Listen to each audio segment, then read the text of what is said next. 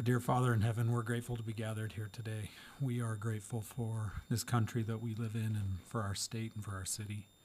We ask a blessing upon it and upon all our citizens that they might continue to prosper and enjoy their lives here. We love thee and we say these things in the name of thy Son, Jesus Christ. Amen. Amen. I pledge allegiance to the flag of the United States of America and to the republic for which it stands, one nation under God, indivisible, with liberty and justice for all. I need an approval for tonight's meeting agenda. Sorry. I motion to approve the meetings agenda as written. Okay, I need a second. I'll second that. Okay, have a motion and a second. Those in favor say aye. Aye. Those opposed? Okay, very good. We'd like to welcome any scouts who are here, or any students. We're grateful that you're here. Thank you for coming. Appreciate you sitting right on the front row, and we hope that you find this really informative. We do have something special for you, though. If you would like to come up and sit with us up here on the rostrum, you can do that. Would you like to do that? Does that make you nervous? Come on up here. We've got... I don't see too much nervousness. No, not at all. Grab one chair, and we've got two chairs, one right here. Come right up here. Come on up. Okay, there we go. Okay, you'll get to see how this whole thing works.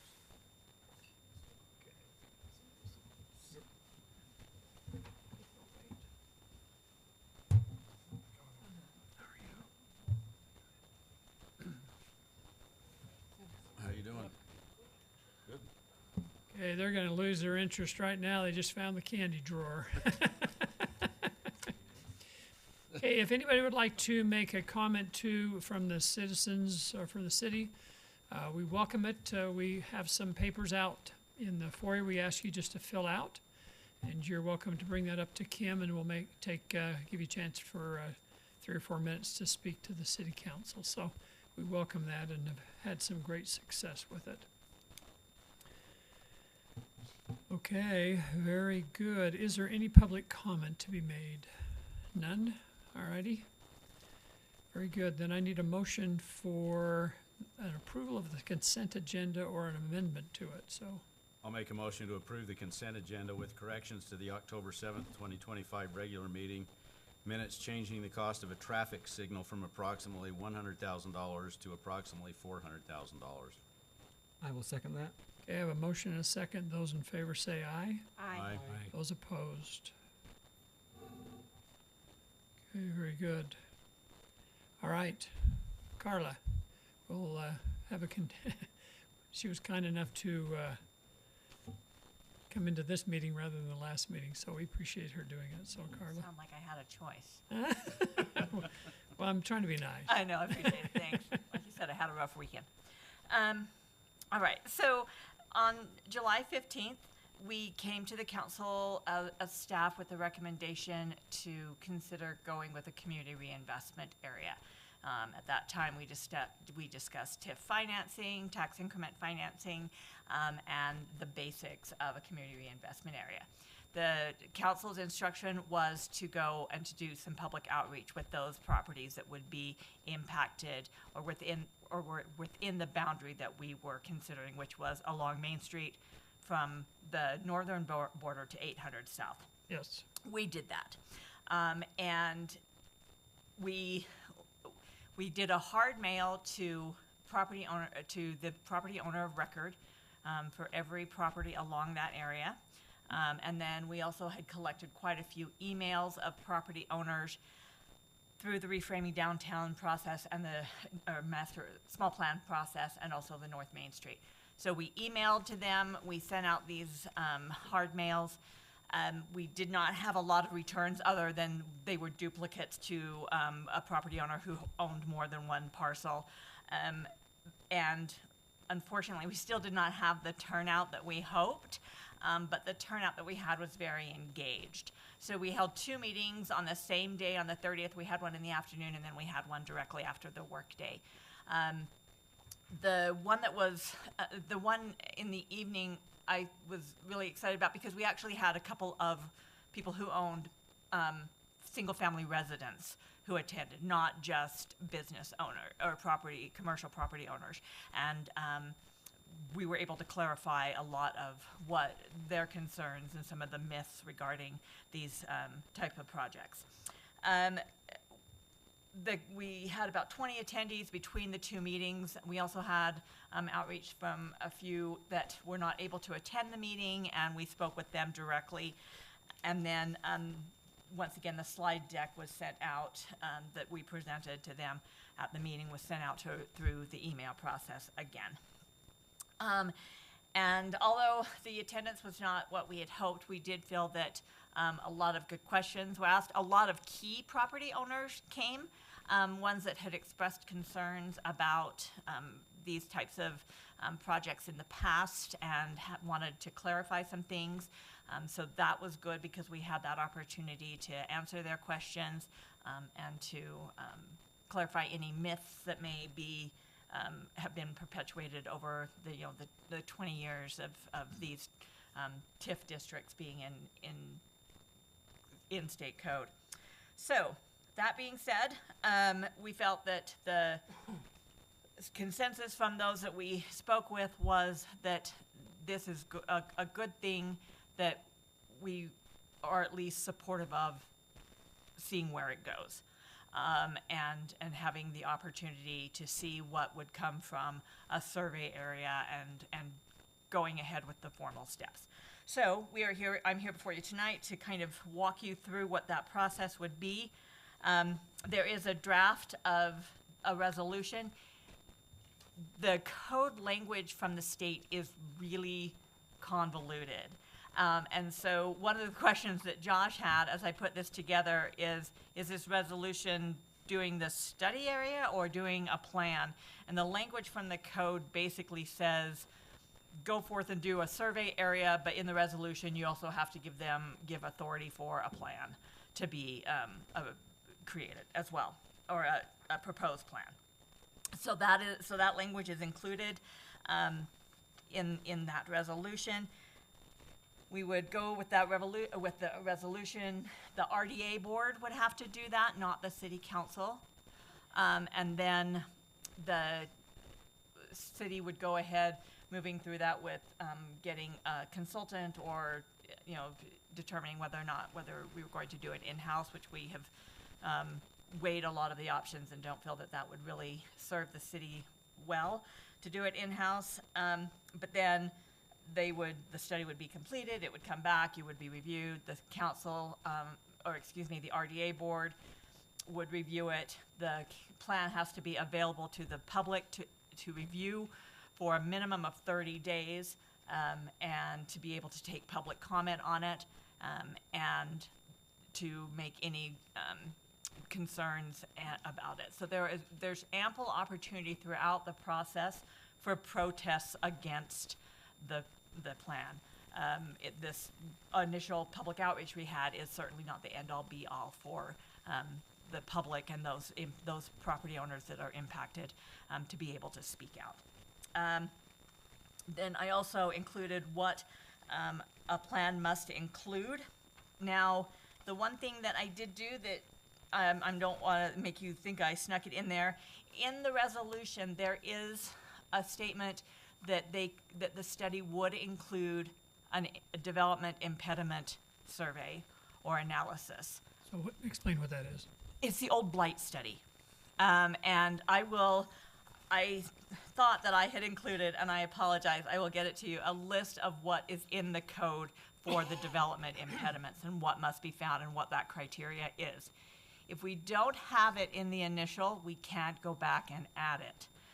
We can't go back and do a development impediment study. If the development impediment study allows the city to utilize eminent domain if they want to, does not require that they do, simply allows that if there is a property that for some reason it would benefit the project area to do eminent domain, it would allow us to do that. But without that study included, we don't have that option. And we may come to a point where I wish we'd done that, and we didn't. But just because it's there, we don't have to use it. And it also allows some benefits to a property owner. Like I mentioned this in the public outreach. I worked on one project where we actually had a property owner come and ask us, hey, look, my property meets this blight definition. I would like to have the threat of eminent domain. It gives me longer time for a 1031 exchange than if I don't.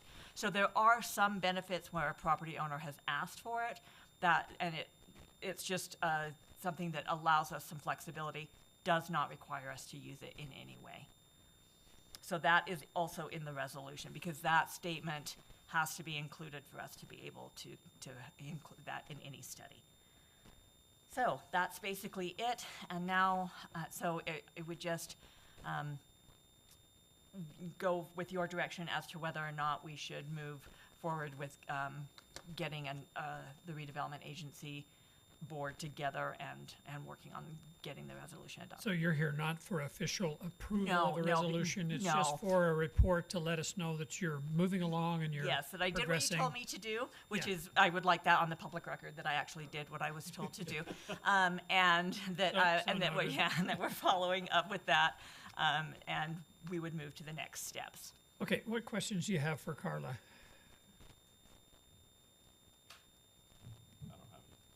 So the only time you'll move forward with all of this work, and then potentially you're gonna meet with the taxing entities to discuss the plan, and they can say no, and then it's done. Yes, now under the new, they would have to agree to come in, and they would do that under a development agreement or memorandum of understanding. I'm not sure which legal document would do that, that's all John, but they would do that on a one-to-one basis with the city rather than the taxing entity committee as a whole like they used to be. They would be individual taxing entities. Okay. What's the rough timeline on when you'll be done with this next step, I guess? So the next step is just simply getting together with you. So I'll work with Kim on getting an agenda, but we could probably do it, I would say, in the next 15 to 30 days. Yeah, for you to meet, so. And that would just be the resolution, and then we would go through the process of determining what consultant we were to use and how we would go about that. Yeah, and I think from the council side, as I remember our discussion, is it was important that everybody had a chance to voice their concerns and questions, and I think your big point is that you did that. You went out and let everybody know, and Yes. they're just part of the whole process, and we Yeah, just and- want to make sure that it was properly vetted with them. So Yes, and there are requirements in the code as far as notifying property owners through certified mail. So there are some very specific requirements to make sure that mail gets to the person that it's supposed to.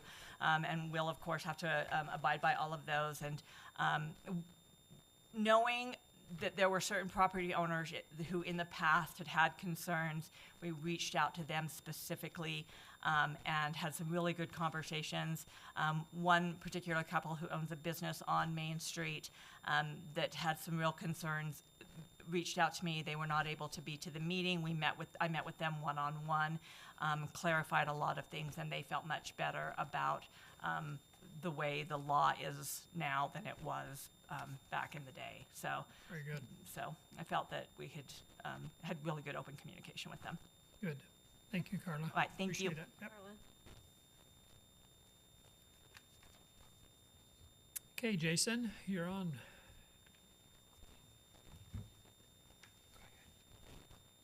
Good evening, Mayor and City Council. I appreciate the opportunity to come and present the Fremont Solar Project. And what I'm here to do is to seek your approval of entering a PPA, power purchase agreement, for the Fremont project that I just mentioned. So what that is it's a solar plus battery project, which is the first of its kind, at least for the UAMPS organization, which we procure most of our power through, which is actually built, or will be built down in southern Utah, right across the freeway from Parowan, the booming metropolis, so down in Iron County. So the facility is anticipated to be 99 megawatts of solar capacity with an additional 49.5 megawatts of battery capacity. So what the batteries will allow them to do is to essentially string on that half the 49.5 megawatts for 4 hours. So that will allow more flexibility for dispatch and really allow them to control more in terms of when the energy is released into the evening hours past when the normal, solar producing hours are, which are typically, mid-morning till about 6 in the evening when they taper off pretty dramatically. So really what it does, it gives flexibility to UAMPS, and also with that flexibility and stretching that curve a bit into the evening, it provides resource sufficiency addition to the organization. So what I mean by that is next year we're going to be entering what's called EDAMS, the Energy Day Ahead Market, as Pacificor is our supplier of power and transmits power to us. They're entering this market, so there's a lot of new requirements, and one of those, which I'll show on a slide here in a minute, shows that we must show that we're resource efficient, that we have enough power not only to meet our needs, our expected needs, but also a little bit of an excess. And so UAMPS as an organization is trying to project that and has to show that and demonstrate that on a daily basis throughout the course of the year. So the justifications for doing this, and that's what I want to get into, is why we would enter a solar project. This is not inexpensive. We have a couple solar projects we're already involved in. The prices we've been receiving on those have been, during peak summer, you'll get in the $30 range, $30 to $40. Now, as that's tapering off and you don't have the intensity of the sunlight, we paid last month, for example, about $50 per megawatt for those projects. So again, this one's projected to be between $69 and $74 on average across the course of a year, which is certainly more expensive than that, but that's due to the battery capacity and having that addition and that flexibility that comes along with those batteries. So this right here, I think, shows the most important rationale for why we would want to get involved in a battery project that's relatively expensive when comparing to, a solar plus battery project when comparing solely against a straight solar project. If you look here, what this is these bars represent the stacks of different resources that we have available to us currently at Springville. So what you see is the red line is showing our demand, and this is all projected, right? So we're right here. We're in October of 25, but the red line, the dark solid red line, is showing our demand with an anticipated growth of about 1.5% to 2% is what they've calculated into this chart. And then again, these different bars represent the stacks of resources that we have. So when it says, for example, in these darker blue bars, or these bars right here, this is actually, this is existing dispatchable. So what they're talking about when they say UAMPS existing dispatchable, that really represents NEBO. The dark blue lines are MIGs, so member internal generation. That would be the generators that we have on site here at Whitehead. And so again, this is just showing the resources we have available at any given time to meet this red line, this demand curve. We'll talk about the red dotted line probably at a future date, but if we focus just on that red, again, where you see gaps, that's where the concern is. Now, we don't want to be entirely covered, right, for those gaps. We don't want to have too much energy constantly, baseload production that would constantly fill those gaps, because you're never going to be able to translate that correctly. You want to have some market exposure. That's not an unhealthy thing. We have a small degree of market exposure where we go out and just based on what pricing is, we can adjust our resources to some extent and help fill that by purchasing power just directly from the market to fill those gaps. Down here, this orange represents power contracts that my forefathers purchased in anticipation of these gaps to help plug those holes. And the orange in total, this contract, or these two contracts right here in total, represents about 8 megawatts of power. And so you'll see right here in October of 27, or actually it drops off right at the beginning of 28, this yellow highlighted box, again, this is showing the current contracts that are in place that will be dropping off. You'll see them drop down to, then you have 3 megawatts shortly after in early 28. And then right there with the red arrow, that represents where Fremont will come online, the COD. So one of the biggest rationales for purchasing this power, being involved in this PPA, this power purchase agreement is that we're able to plug that drop-off of formerly purchased power, that contract that we have, that will be backfilled, plus some additional to help cover these larger holes up above here with this solar plus battery project with Fremont. So any questions? This is kind of a noisy chart. Are there any questions about this chart specifically?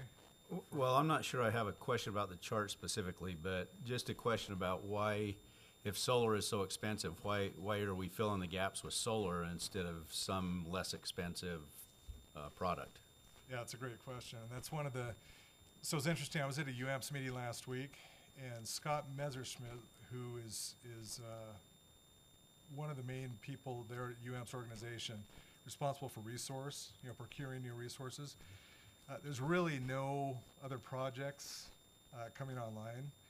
And his specific statement last week was the Fremont project is actually at the bottom of the price range of anything that's coming online now that we would potentially see as a resource for UAMPS. It's even cheaper than gas and...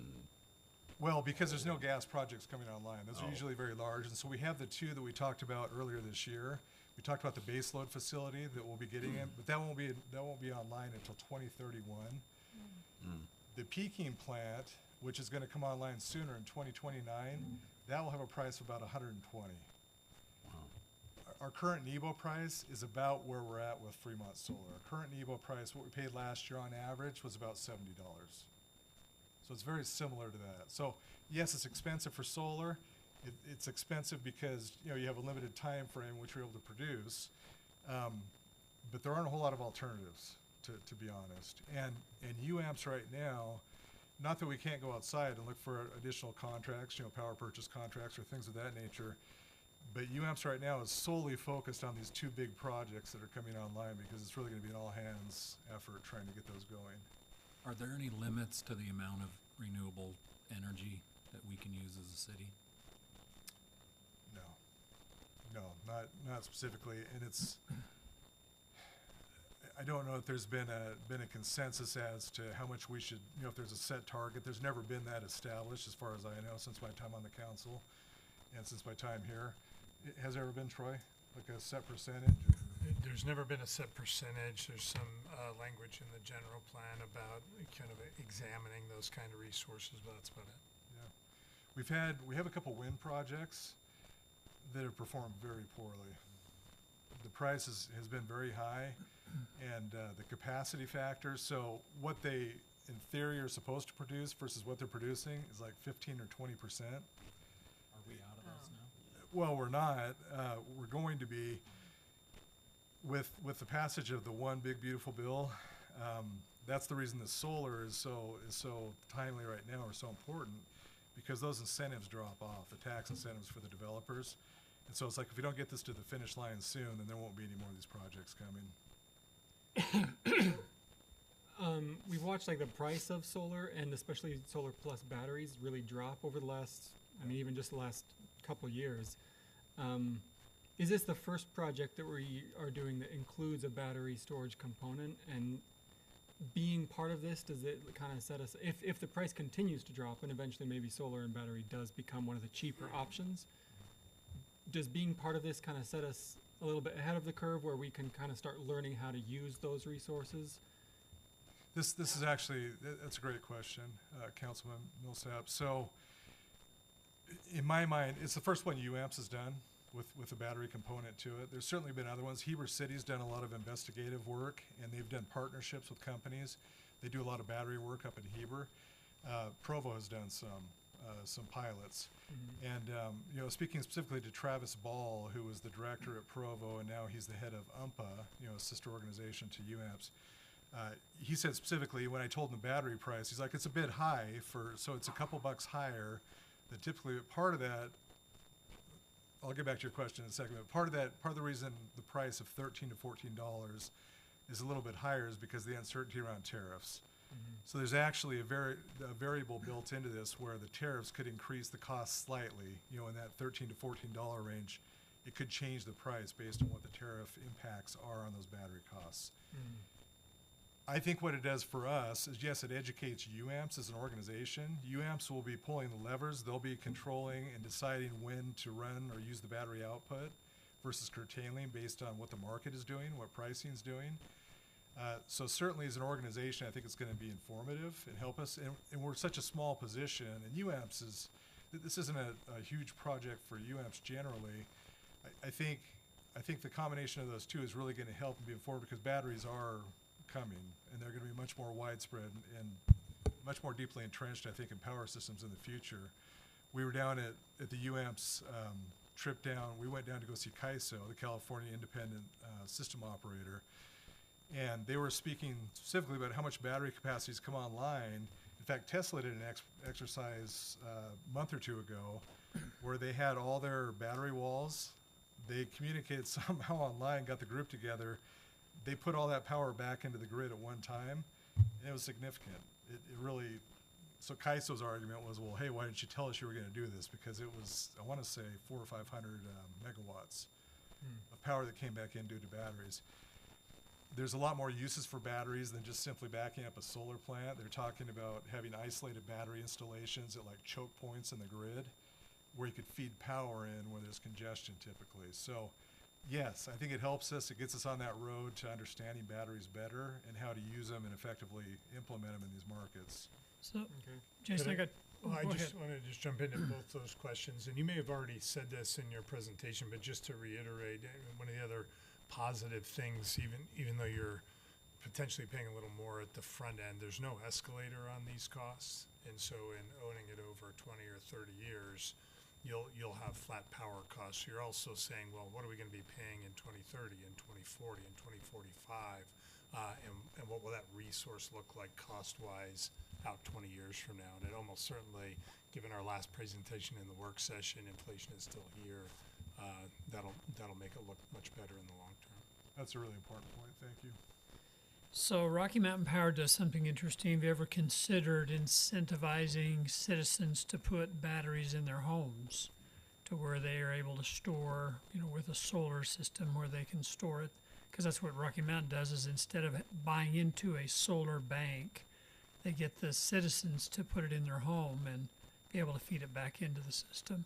Yeah, when Rocky Mountain has the ability to shut it on and off, right? That's part of the. And I don't know the specifics to it, but I Yeah, just know, I thought that was an interesting concept. Instead of buying these big battery banks, have them spread out. Is that even a possibility? It is a possibility, and Rocky Mountain does do that. In fact, we discussed that last week at this, this set of discussions we have with CAISO and within UAMP's organization. The reason they do that, to my understanding, Mayor, is they take and they say, hey, we can toggle you on or off when we want. So in other words, they could draw on those as remote sources of energy when they choose, when there was an issue. So by giving that authority over to Rocky Mountain, then that's when they get incentivized to do it. Absolutely, that's absolutely something. With us, with UAMPS, and with us as a member of UAMPS, it's a little more problematic because Rocky Mountain owns all the transmission, right? So we still have to get back in using them, and so it's not as simple as they have it. They could do that and say, here, plug them back into the grid. They're not getting charged that extra transmission because it's themselves. But if you did this internally inside the Yes. city, If you did it, if you you did could. behind the meter, yes, and that's correct. what we were considering. Yeah. My second question had to do with nuclear. You hear a lot about nuclear, and I know UAM's had their project they scrapped, but was it the governor? Somebody really got behind this nuclear thing again the last week or something. What's your thoughts on that? So the technology is there. It was probably an incorrect approach that UAMPS took that was problematic with the first one. It's called carbon-free power. That's what they were calling it at one point. It was new scale.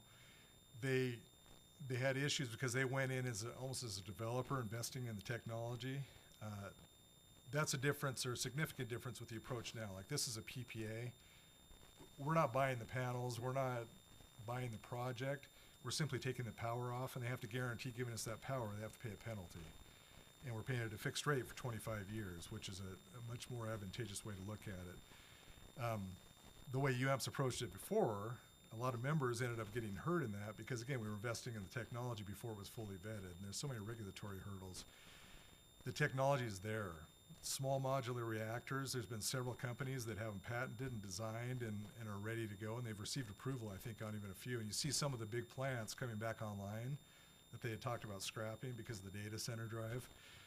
I absolutely think it's a real possibility. It will be expensive. It'll be well into the $100 range, talking about per megawatt cost. But absolutely, I think it's viable, and I think it's especially here where we have so much open land and desert space.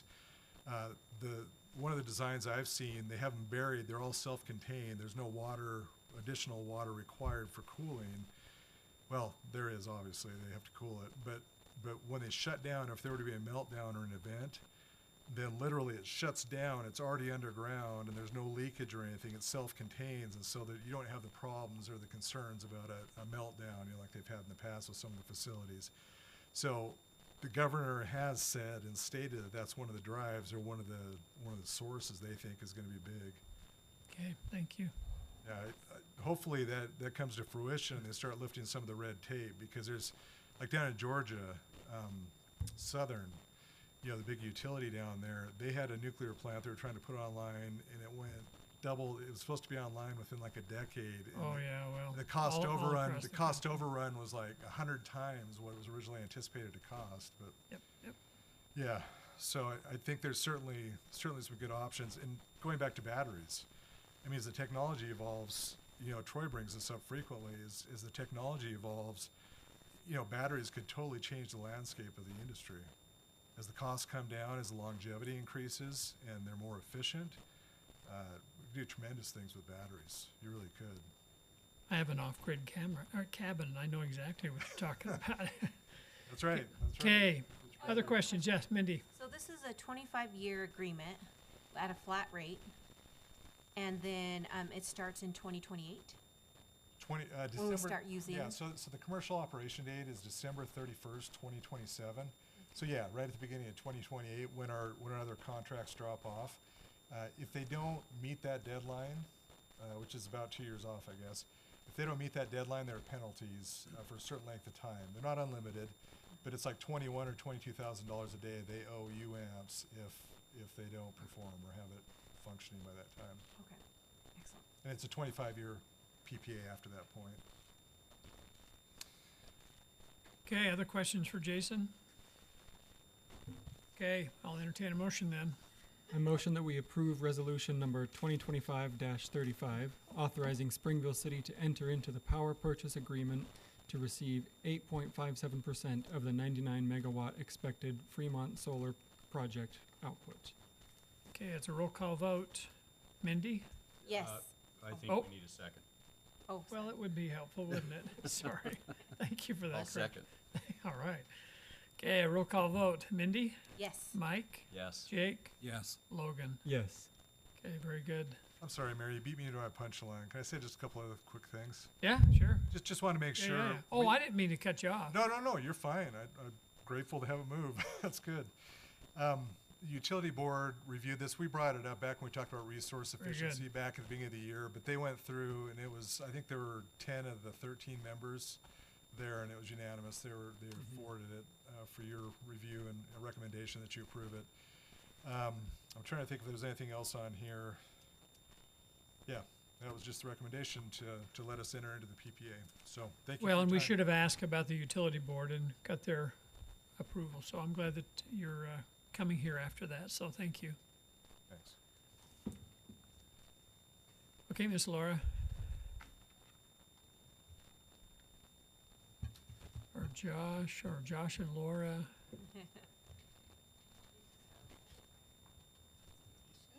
Okay. And I assume that this is what you handed out to us That in is the, actually for Josh, that's the item following. oh, okay.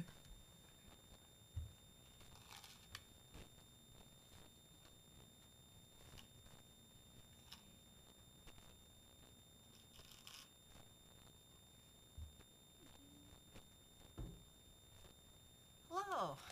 It's been a while since I've been in front of you guys, so this is nice. The item in front of you has been, you considered on April 15th of this year. It's regarding land use application expirations.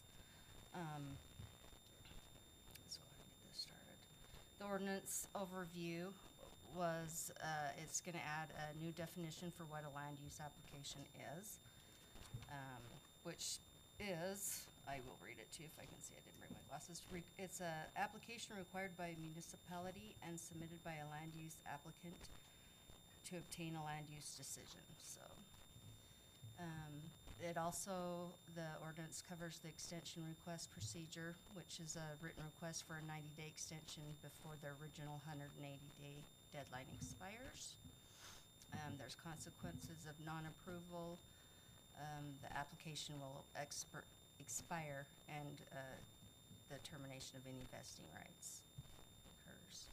The purpose of the policy, well, we created a policy, let me back up. Staff or council directed staff to draft a policy in notifying citizens of their applications being expired. So we have done that. And the purpose of that policy is to enhance our transparency, informing applicants before the development applications expire, give them plenty of notice so they're aware. It also helps us in streamlining the planning process.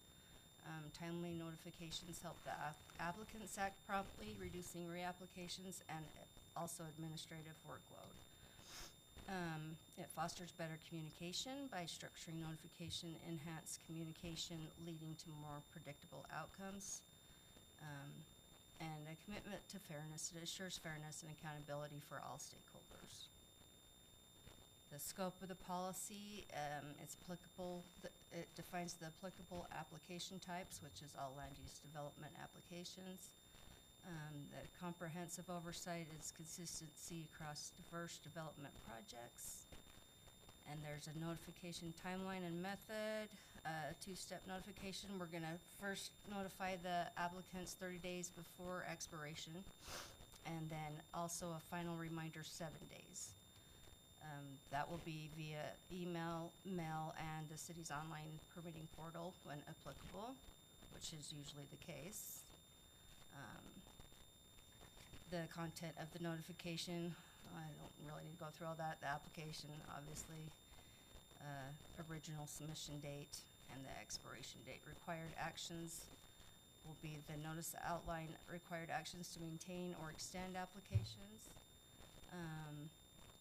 Notifications include planning department contact details and the extension requests.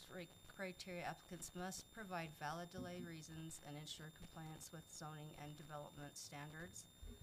The planning department will review the extension request within 10 business days to ensure alignment with planning goals. Laura, what constitutes a valid delay? So, I knew he was gonna ask that. Basically, it's, let me get my wording down for you.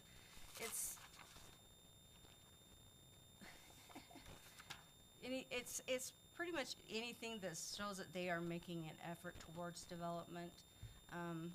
Just not, basically, we're just waiting for financing or deciding, you know, anything that they can show that they're actually making progress, we will extend their application.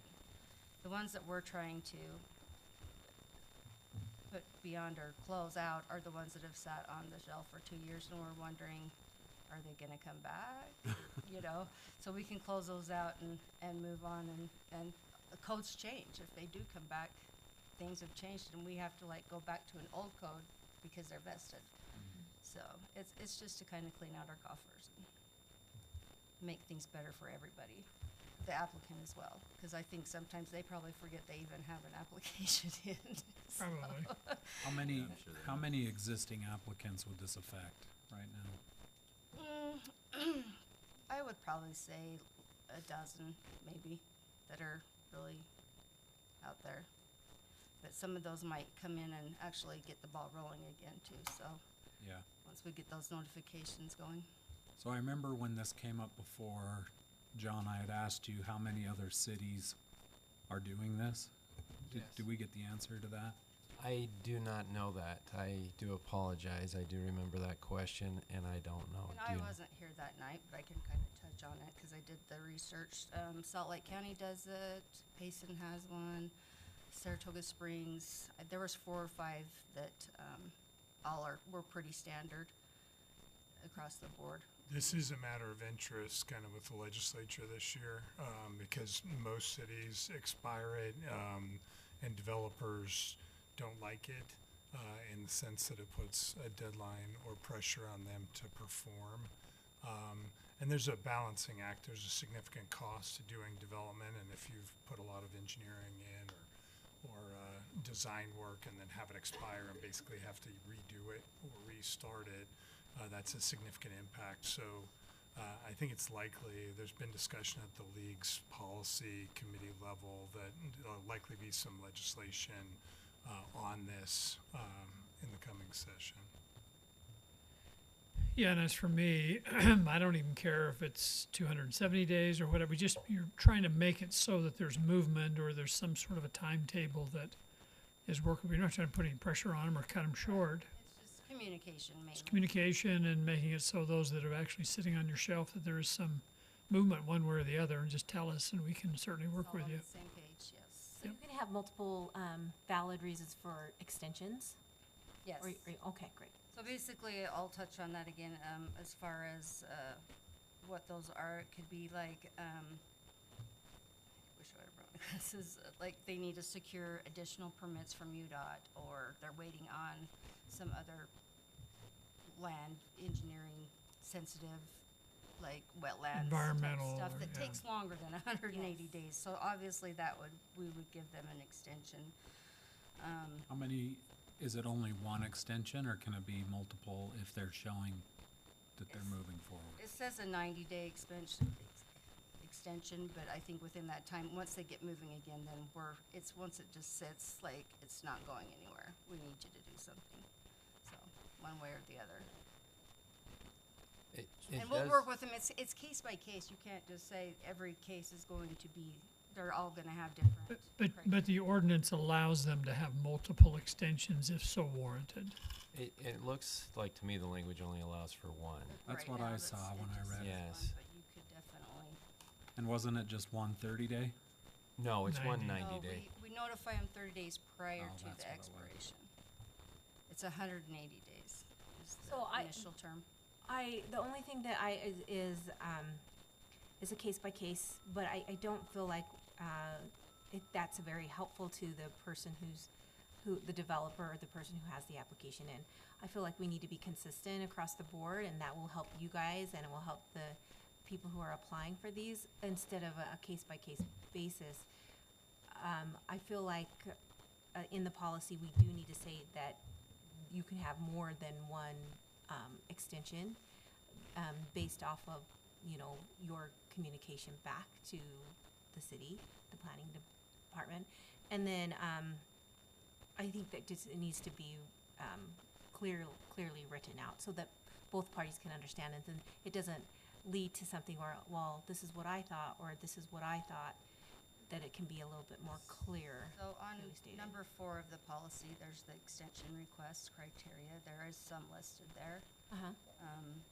That the applicant must show valid reasons. The project must still meet our zoning and development standards. That's one thing we would consider.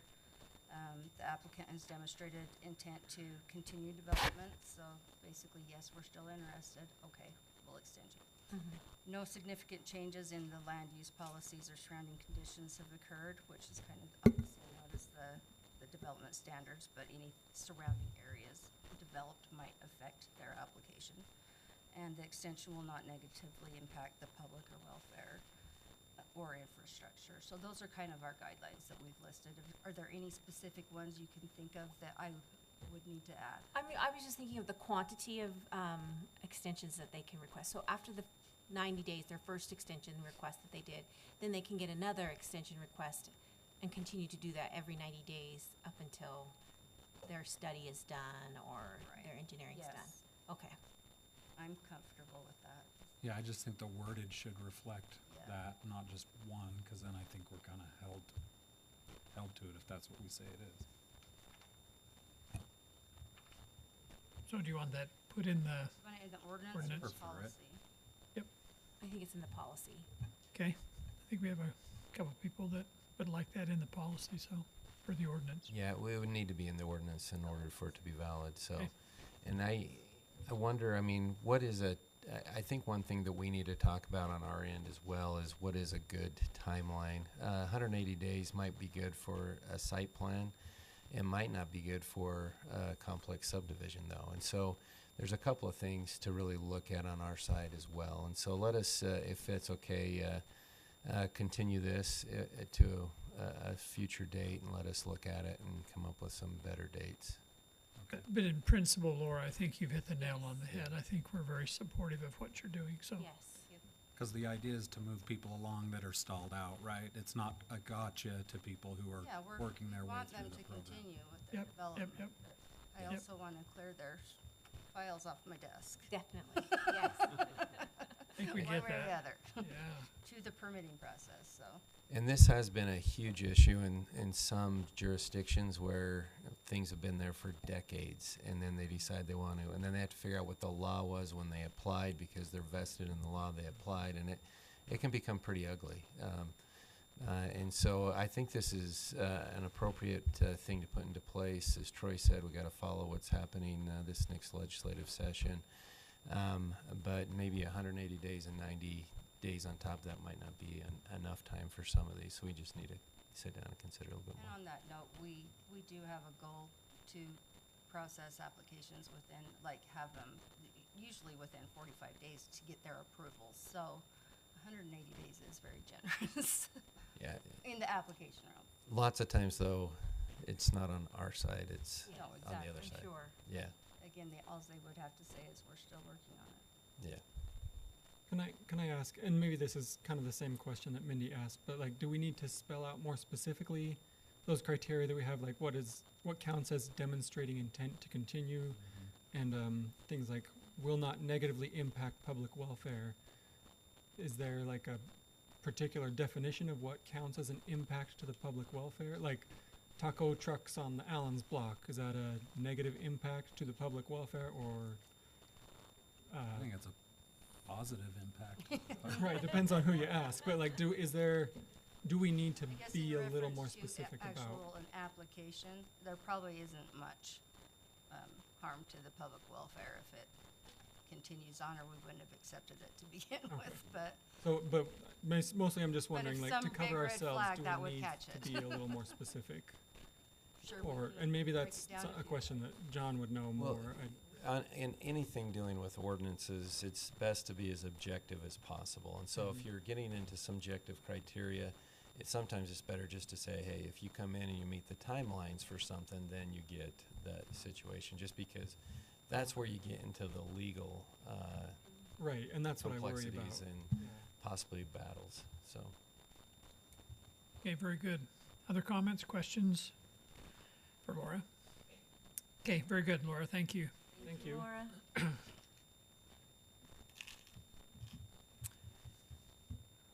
All right, Josh?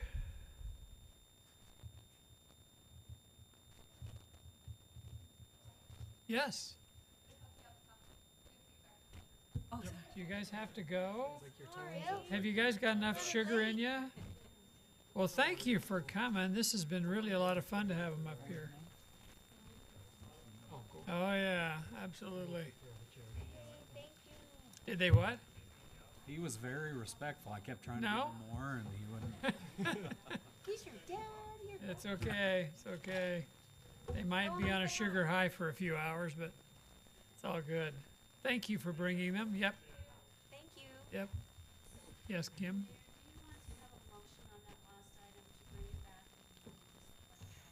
I think he did a continuation. Is that Well, a, he asked for a He asked for one, continuation. but- You've in essence allowed it to die for lack of a motion, but there may be more clarity for us if you just do a motion to continue. let's do it. I'll make a motion to continue, You can do it for a date certain or not, either way. yeah, so I'll make a motion to continue agenda item number 3 until it's brought before the council again. I don't have a specific date. I Okay, will second that. okay, those in favor, is that a roll call vote? Those in favor say aye. Aye. Opposed? Okay, very good. Okay, Josh, you're on.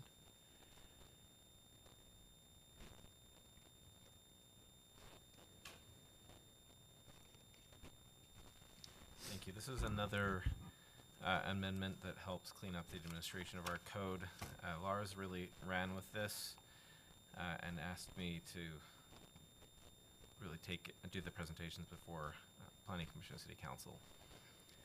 So we're amending a number of sections in Title 11 and Title 14, which are our essentially our planning and zoning title and our subdivision regulations title, to clarify administrative processes, to reconcile inconsistencies between different sections, and to more clearly establish what the reviewing or the approving authority is for different types of applications.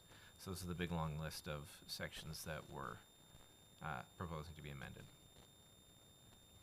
To go through them quickly, in the many of these are changing the approval body from the Planning Commission to the Land Use Authority. We may need to do a little bit of additional work to clarify in the code what the Land Use Authority is for some of these different types of applications, but in keeping with the general push from the state to take administrative approvals or approvals that simply are comparing an application and seeing if it meets the requirements of the ordinance, taking those kind of applications and making them easier at a staff level instead of a planning commission where it's really not a discretionary decision. It's just simply verifying that a application meets the code. The state has been moving those away from public hearings, simplifying processes, and making those quicker and more streamlined. So we are making a number of changes in the code to propagate that through the code. In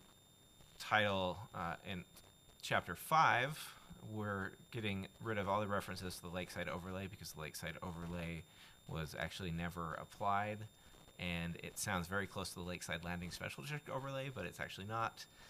It was the west side of the freeway partner to the Westfields overlay. So it was essentially a density bonus type of overlay that was similar to the Westfields, but was never actually applied to any property.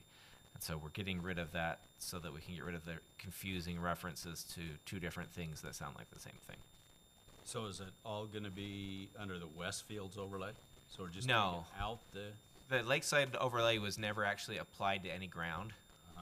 So we're just getting rid of references to it because it wasn't and it never will be. right, but maybe I didn't state my question properly.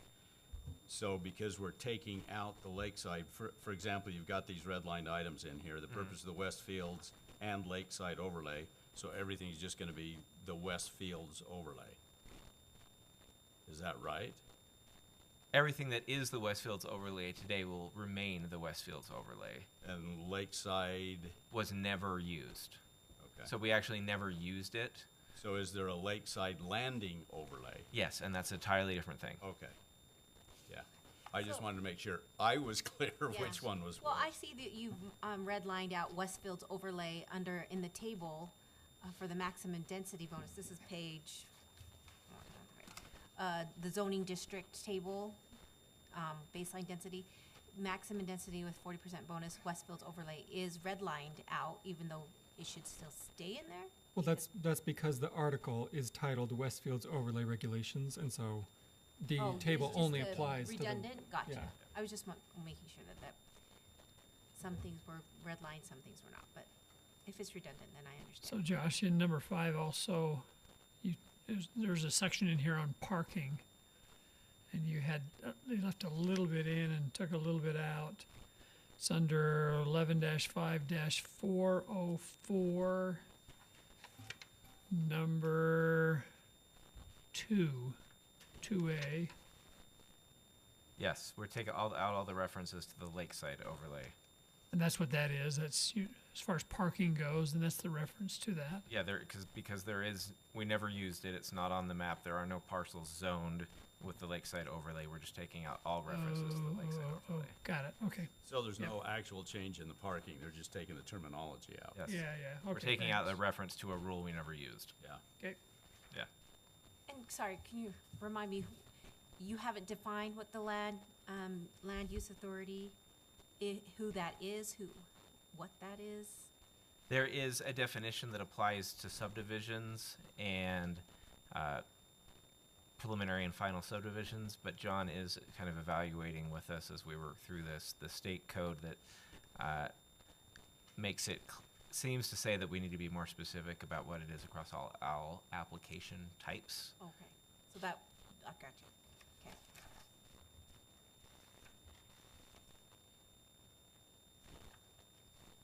Are you going to talk to section 6? Yes. Okay. Moving on to section 6, we've taken the concept plan requirements out of most of the code. This is one place where it still was. We haven't seen a mixed use overlay.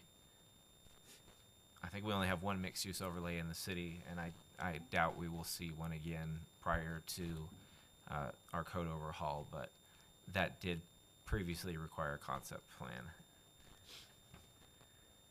And then in each of these 4 sections, simply changing the approval body from the Planning Commission to the Land Use Authority.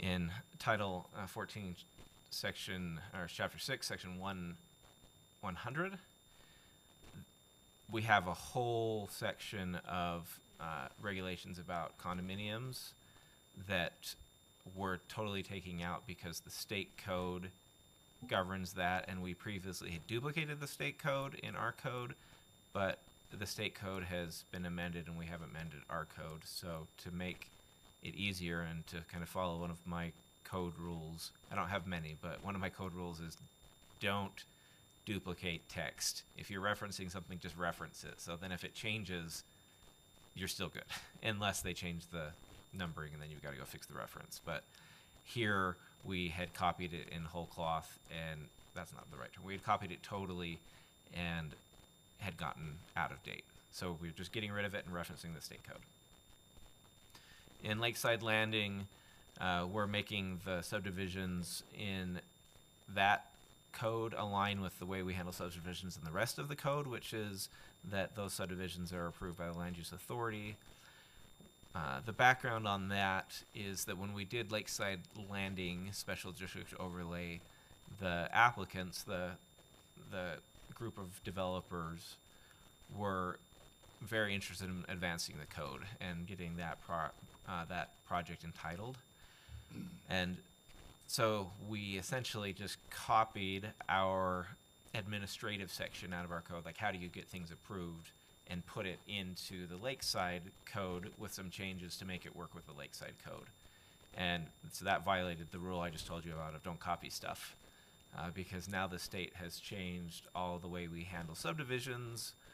And although we can still handle Lakeside differently if we wanted to, because it exists under, it typically uses development agreements, and it's those entitlements, that density is in exchange for things. We wanted to make those subdivisions just the same as all the other subdivisions in the city. And so we're just taking that section out of the Lakeside Landing and referencing it back to our standard Title 11 and Title 14. And that's 11-9-9. Correct. Principally, all the red ink. Yes, everything in 11-9-9 is, everything in Chapter 9 is the Lakeside Landing Special District Overlay, and Section 9 of that is the administrative procedures. It looks like my corrected essay by my English teacher, all this red. It looks like the last time I had my committee look at my graduate thesis, which may explain its current state. And in Title 14, Section 7, all those amendments, alterations, vacations regarding the plat aligns that with the initial approvals for subdivisions and changes that to the Land Use Authority. That is the end of just a summary of those changes. I'm sorry you didn't have in your packet the red line copy. When converting it to a PDF, all the track changes, you have to do something very specific so the track changes actually show up in the PDF. So you got what it will look like if you adopt it without any changes copy, but So we're sorry you didn't get a red line copy till this evening. Okay, other questions for Josh? There's a lot of material here, but I think you understand what he's doing. Straightforward. Yeah, pretty simple. You're simplifying your whole deal. Yes, and there's a number of groups And Troy, remind me, so this is according to state law that this is now done by the land use authority, the planner or whatever designation, not the city council or the planning commission to shorten up the time frame. Is that correct? you can still designate the planning commission as your land use authority for some things, but it can't be the city council, and it does limit the number of limits public hearings for administrative items like approving plans. And that was to move the process along. Oh, yeah, or according to them anyway. Yeah. Yeah, the term land use authority is just a general term, and then in our ordinance, we're supposed to specify what that could be. It could be a board, it could be a commission, it could be the council, it could be Okay. a person, it could be whatever. And so, but then state law does say that the city council can't do certain things when it comes to planning. But it could, I mean, you could keep the planning commission in there on other things as And well.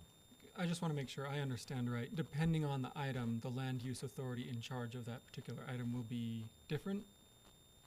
It could be, yeah, and that's why we've got to make That's sure. why it's a general term. Yeah, that's why we gotta make sure our ordinance specifically states what the land use authority is. You could just have one land use authority for the entire thing and put that in a definition and say, hey, the land use authority is the community development director, and that just covers land use authority throughout our zoning and land use ordinances.